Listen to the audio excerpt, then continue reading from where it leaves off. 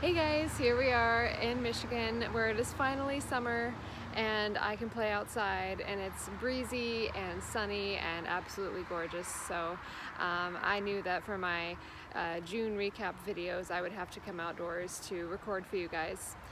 It's been a bit of a crazy month here. I've been closing up the shop that I work at. I work at a retail store downtown a few miles away from here.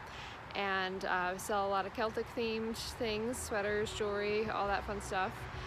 So I'm transitioning from selling Irish merchandise to playing the Irish music that I've been doing for so long full time. So I'm very excited for that. And I'm hoping to get a lot more gigs in the future and to just see where I can take this musical journey of mine. So I'm very excited. What that means is that I haven't had a whole lot of time to sit down and play my instrument at the end of the day, just from complete burnout and exhaustion. But I'm here. It is a beautiful end to the month. It's warm, it's sunny, and I'm going to play a hornpipe premiere that I got off of a Kevin Burke CD called Caisleán.